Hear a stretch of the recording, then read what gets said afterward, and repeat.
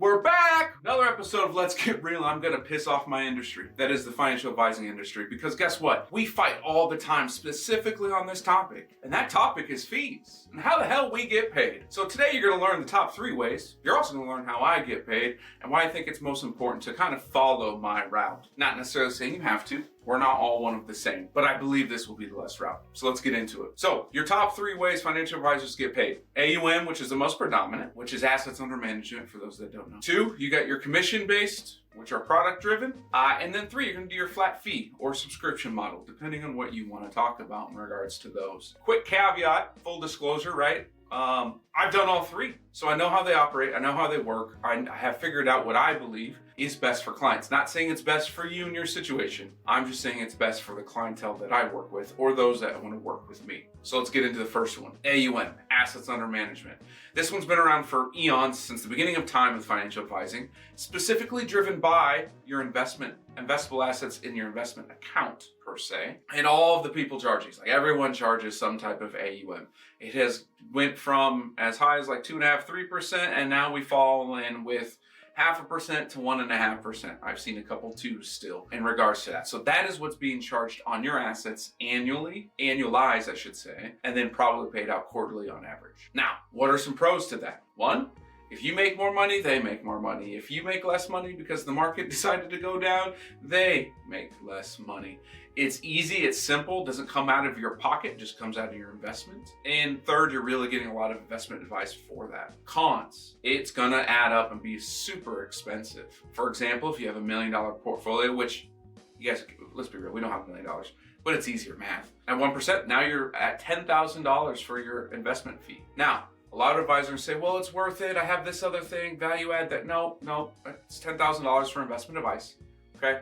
And some for those that are outside and doing alternative investments, that's cool. For those that are just in some type of fund, ETF, etc., and it's just sitting there for 30 years, are you getting your true value? Another con would be conflict of interest, right? For example, if I have your $1 million portfolio and you're like, Stoy, I really want to invest in this, or I want to go buy this home, but I need $200,000 from that account. What should I do? I'm not incentivized to do what's in your best interest, because if I take that $200,000 out, now I'm making only money on $800,000.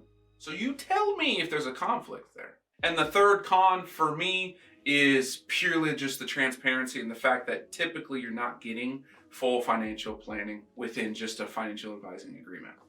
But there are still rules out there, regulations out there. The SEC still loves it. I just think that's a dying breed, and the statistics will show it. Right now, 61% of people are being charged some type of AUM, and majority of advisors are charging that way. We will be seeing a shift, and we currently are, to a different model. Second, the worst one of them all, trust me, I was in it. This one, I believe, has no advantage to the consumer at the end of the day, and was purely driven by someone trying to sell some type of product down the road. So as some of you know, that I was in the insurance game, which is a broker-dealer. We sold insurance products, but also then we were taught, hey, let's get in the investment game. Get your Series 6, you can talk about mutual funds. To me, there's no place on this earth for a mutual fund to charge 5.75% on a front load type situation, plus the back end 50 to 1.25% as well. I don't think that those should be aligned ever, because that means for every dollar that you put in, 5.75% of it is gone immediately. And about 5% comes to the advisor or the advisor's team. We'll get into that in a different episode. Commission base is all about the commission. You're incentivized to sell the product, make it fit what makes it fit, right? If it fits the client, kinda, yeah, let's get them into it. 3rd, you still have the conflicts of interest, right? So if I want to take out that $10,000, $100,000, well, you're incentivized not to. And then the longevity of the expenses are just extremely high, right? I don't really have a pro for it. Everything I listed is cons, and that's for a reason. Again, caveat, I used to do that, so I understand. Now 3rd, my favorite, and where the whole industry is shifting to, in my opinion, we are seeing an uptick from about 33%, Think Investment News, to about 43% of where assets will be going to in terms of this, and that is the flat fee subscription model. Now, there's a lot of people who argue between them both and who does what and what not, but I'll get into them. It's very simple. It is a very transparent scope of service saying you are going to charge and pay for this, and this. It's going to cost you $500 a month. That's what you get. Now, some of them do overlap some AUM because they're still doing investment management and they got to pay that. I believe later down the road, we're going to see a lot of flat fee onlys, which basically can take into that investment practice inside of that without charging AUM. But I don't think we're quite there yet. I'm working at my own practice. We are a subscription-based model. We will lay out all the services for you, specifically in our Modern Family office, and let you know, hey, we're going to do your insurance, we're going to do your planning, we're going to do your investments, estate planning, taxes, etc. Line item those out, it's going to be $500, $3,000, $9,000. Or we do them as a project, it's going to be $6,000, $12,000, $1,500, etc. You're going to have that flat fee and know exactly what it is. Business owners, listen up. We also can be a little tax deduction for you too. So that's a benefit. I am a huge proponent of that. Now, the drawback to that, or I guess the con to that, is more on our side than it is the consumer side, but I can see how it works both ways. And that is, as a consumer, you see that fee every month, right? You're looking at it every month. And you're always trying to add or compare the value of what you're getting and who you're speaking to from your planner every month. Now, to me, that's a huge con for both parties. One, because you're always trying to figure out what the value is, and if you're not getting it, that's a big issue. The other side for us is we have that feeling transparently every month. I do it with my clients now. My clients love me. I love my clients, and I know that they're not going anywhere, but I still feel like I'm not doing enough.